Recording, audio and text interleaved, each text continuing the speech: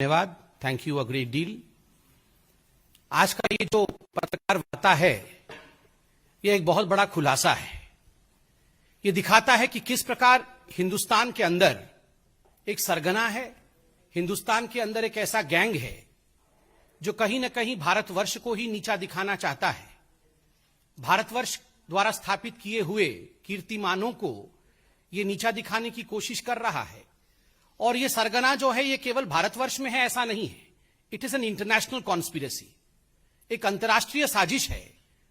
और बहुत सारे डॉट्स, बहुत सारे जो कैरेक्टर्स होते हैं वो भारत में भी हैं और भारत के बाहर भी हैं। आज आपने अखबारों में सुबह पढ़ा होगा न्यूज क्लिक के विषय में। न्यूज क्लिक एक पोर्टल है। कुछ ऐसे पोर्टल्स हैं हिंदुस्तान में जो मीडिया का चोगा ओढ़ करके मीडिया बनने की कोशिश करती है, मगर वो मीडिया नहीं है। तो न्यूज क्लिक भी ठीक उसी प्रकार का एक पोर्टल है जो मीडिया हाउस नहीं है, मगर कहीं ना कहीं अपने आप को मीडिया के रूप में दिखाने का प्रयत्न करती है, भरसक प्रयास करती है। और आपने इस खबर में पढ़ा होगा किस प्रकार से करोड़ों रुपए, मैं उसका तथ्य आगे रखूंगा, भूमिका में पहले पूरे विषय को संजोता हूं फिर तथ्य रखूंगा, किस प्रकार करोड़ों रुपए विदेशों से संदिग्ध हिंदुस्तान आए हैं और उनका एक ही मकसद था, हिंदुस्तान के सरकार और हिंदुस्तान का जो सिस्टम है उसको धता बताना, उसको फेल्ड बताना और विदेशों को, विदेश की जो ताकतें हैं और खास करके अन्य देशों का हिंदुस्तान में प्रोपेगेंडा करना।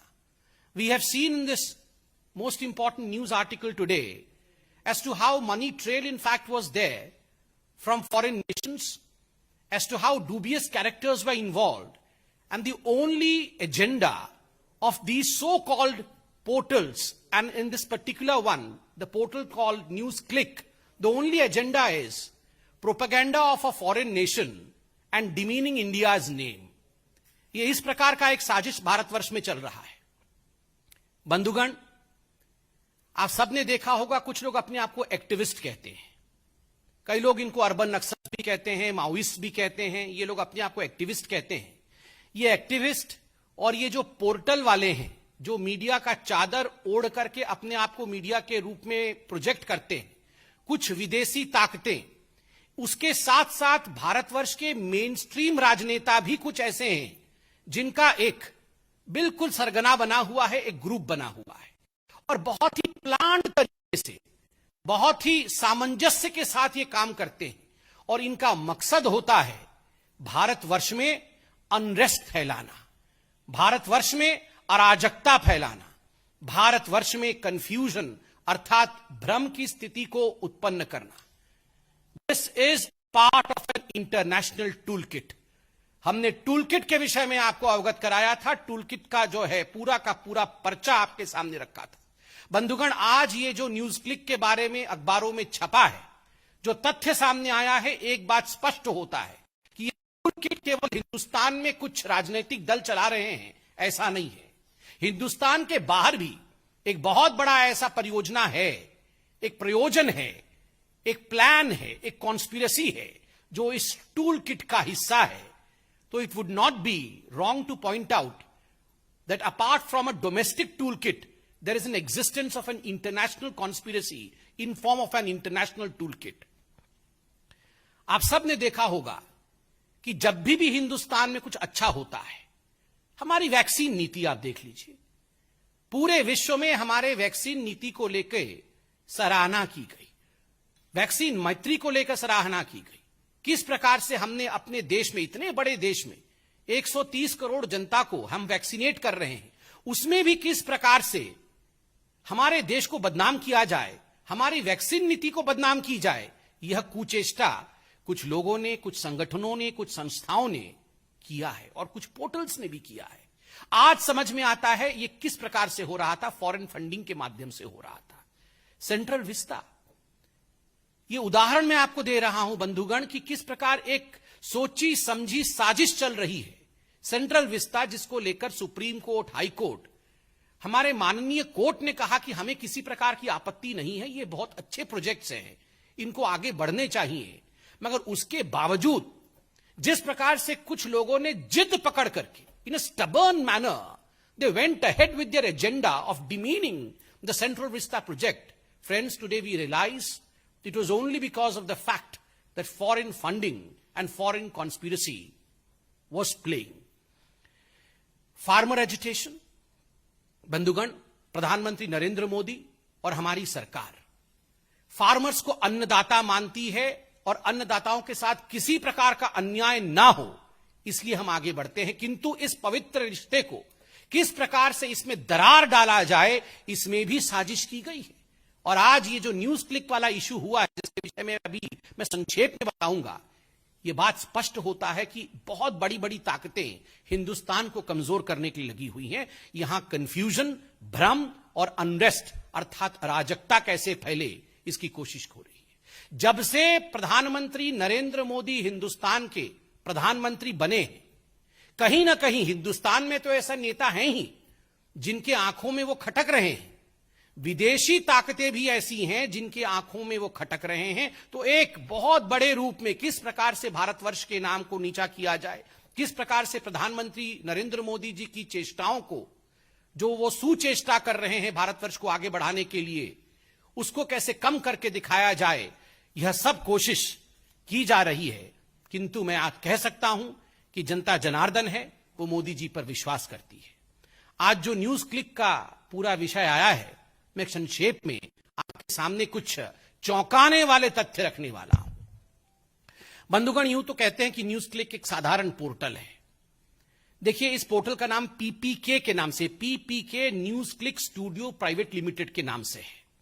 इसमें किस प्रकार से बाहरी ताकतें फंड भेज रही थी भारतवर्ष में और किस प्रकार से इन फंड्स को लेकर ये फंड कहां जा रहे थे, किन लोगों को ये फंड दिया जा रहा था, मैं इसका खुलासा अभी करने वाला हूं। ये जो पीपीके कंपनी थी जिसके अंतर्गत न्यूज क्लिक आती है, इन्होंने एफडीआई, फॉरेन डायरेक्ट इन्वेस्टमेंट, विदेशी निवेश को एक्सेप्ट किया, लगभग 10 करोड़ के आसपास, 9.59 करोड़ का। दो मुख्य कंपनियों ने पैसा दिया, जिसका नाम है world wide media holdings LLC और दूसरा है यूएसए का डेलावेयर, जिसका नाम है WWM। इन दोनों ने इसमें मेजर रूप में पैसा इन्फ्यूज किया एफडीआई के रूप में। और ये जो WWM है, इसमें 3 लोग मुख्यतः सम्मिलित थे, वो विदेश के थे। जैसन पेट्शर, नेविली रॉय सिंघम जो कि श्रीलंका के और उसके बाद अभी अमेरिका में है, और एक तीसरा व्यक्ति है जो एक विदेशी ताकत है और किसी विदेशी देश के फंड को पूरी तरह से हवाला के माध्यम से डाइवर्ट करके किस प्रकार से इसका यूटिलाइजेशन भारतवर्ष में किया जा सके, डूबियस रूट से उन्होंने WWM ने पीपीके अर्थात न्यूज क्लिक को भेजा। बंधुगण, आपको जान के आश्चर्य होगा, ये जो निवेश होता है विदेश से, एफडीआई होती है, उसके लिए आपको एक शेयर वैल्यू दिखाना पड़ेगा कि हां ये जेन्युइन लगे, कि ये बड़ी कंपनी थी तभी जाके हमने निवेश किया। कुल मिलाकर 10 रुपए प्रति शेयर का न्यूज क्लिक का वास्तविक जो चरित्र है, वो 10 रुपए प्रति शेयर का उसका ओरिजिनल स्वरूप है। But that was inflated just in order to make news click look as if it was an authentic destination for an FDI. उसको इन्फ्लेट करके 11,510 रुपए का एक शेयर कर दिया गया। अब सोचिए, ये षड्यंत्र में कितने लोग इन्वॉल्व थे और किस प्रकार से ये षड्यंत्र काम कर रहा था। केवल ये 10 करोड़ का जो एफडीआई था यही नहीं है, लगभग 30 crore, to be precise 28.46 crore रुपया ये जो न्यूज क्लिक है, इसने भिन्न भिन्न एजेंसियों से, विदेशों से रिसीव किया। Justice and Education Fund Inc USA, ऐसी बहुत सारी यूएस के एजेंसीज हैं, कंपनीज हैं, जिनसे इन्होंने लगभग 30 करोड़ रुपए लिए हैं। और ये 30 करोड़ रुपए किस लिए लिए हैं? ये 30 करोड़ रुपए लिए हैं maintenance of people dispatch portal. ये 30 करोड़ रुपए लेके एक पोर्टल है जिसका नाम है पीपल्स डिस्पैच पोर्टल, उसका ये मेंटेनेंस न्यूज क्लिक वाले करेंगे। आप जानते हैं ये जो पीपल्स डिस्पैच पोर्टल है, ये किसका है? ये भी ये न्यूज क्लिक वालों का है। अपने ही पोर्टल को मेंटेन करने के लिए यूएस की कुछ कंपनियां, विदेशी कंपनियां, वो इनको 30 करोड़ रुपए दे रहे हैं। और बदले में कहा गया हम आपको एक्सपोर्ट सर्विस देंगे, मतलब हम बहुत बढ़िया मेंटेनेंस करेंगे और आपको बताएंगे कि हमने कैसे मेंटेन किया, हम सर्विस अपने एक्सपोर्ट करेंगे। मगर जब इनके प्रमोटर्स से पूछा गया कि आपने क्या सर्विस एक्सपोर्ट किया, तो उनके पास कोई जवाब नहीं है। अर्थात ये विदेशी ताकतें जो हैं, ये पैसा किन्हीं और कारणों से भेज रही हैं। ये न्यूज पोर्टल के मेंटेनेंस का तो केवल बहाना है, कारण कुछ और है। अब मैं कारण बताता हूं, किन किन लोगों को इस न्यूज पोर्टल के माध्यम से पैसा गया। ये करोड़ों रुपए बाहर से आए, 30-40 करोड़ तो मैंने अभी हिसाब दिया है, न जाने और कितना आया होगा। अब ये पैसा गया कहां?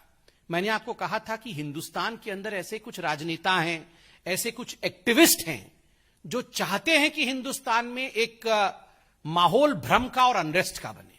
आपको याद होगा गौतम नौलखा, क्योंकि एल्गार परिषद के जो माओइस्ट लिंक थे वो अरेस्ट हुए थे। गौतम नौलखा, कई लोगों ने उन्हें अर्बन नक्सल भी कहा, और गौतम नौलखा जिन्होंने भीमा कोरेगांव केस में हिंदुस्तान में अनरेस्ट फैलाने की कोशिश की थी, उनको इसमें से लगभग 21 लाख रुपए मिले हैं।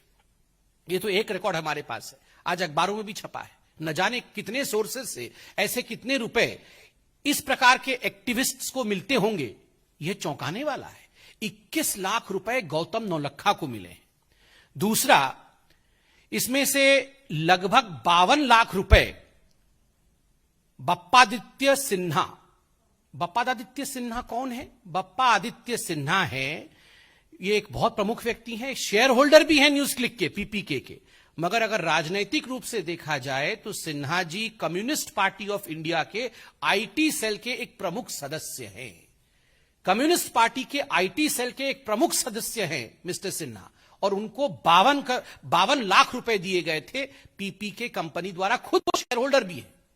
और तो और हमें समझ में यह नहीं आ रहा है, 9वीं क्लास पढ़ा हुआ एक इलेक्ट्रीशियन है जोसेफ राज, जिनको 1.5 करोड़ से अधिक रुपए पीपीके ने दिया।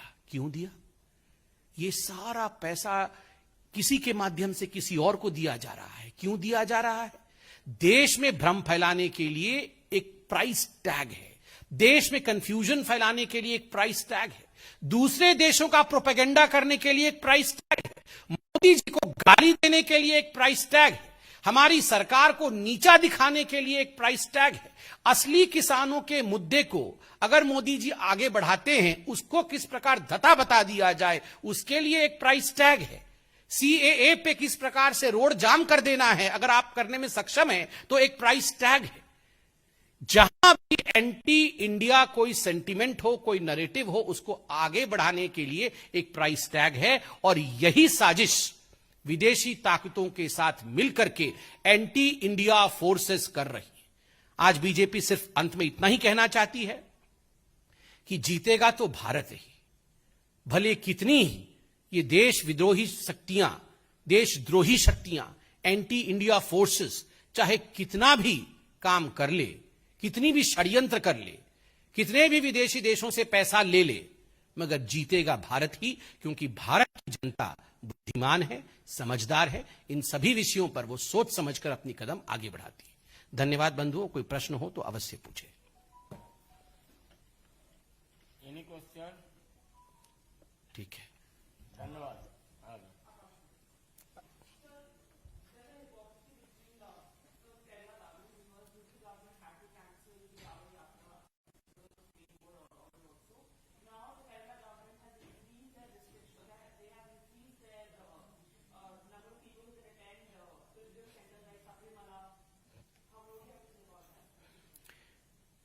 See, as far as COVID is concerned, it is a matter of concern. We all have to follow COVID-appropriate behavior. The Prime Minister of the country, the government of the day, the Supreme Court and all other courts have instructed us, have advised us accordingly. But I firmly believe that selectivism is something which has been taunted, which has been, in fact, called out by the citizens of this country. As far as the Kerala government is concerned, the news that has come out today, that despite the fact that the state of Kerala is reeling under high pressures of COVID, we have increased COVID patients there. We have to take great many steps to see to it that people do not fall ill. But is it appeasement? What Kerala government is doing is something which people are asking. I firmly believe that the Kerala government would heed to all these advices and would see to it that the citizens of Kerala are protected.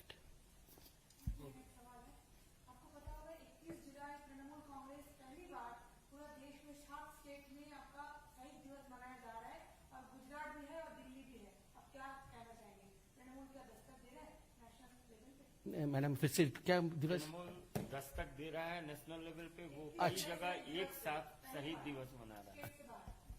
नहीं, state से बाहर शहीद दिवस मना रहा है, अच्छी बात है। वो एक डेमोक्रेटिक कंट्री है हमारी, कोई भी शहादत को अपनी आंखों को नम कर सकता है शहादत में। मगर जो हमारे कार्यकर्ता शहीद हुए हैं बंगाल में, जिस प्रकार से हजारों लोग बेघर हो गए, जिस प्रकार से हमारे पार्टी के माताओं और बहनों के साथ जो ट्रीटमेंट हुआ है, न जाने कितने लोगों को मार दिया गया है, महिलाओं का बलात्कार हुआ है। इस विषय में जो एनएचआरसी का रिपोर्ट अभी 2 दिन पहले आया, जिसमें स्पष्ट रूप से कहा गया है there is no rule of law in Bengal, there is law of ruler in Bengal.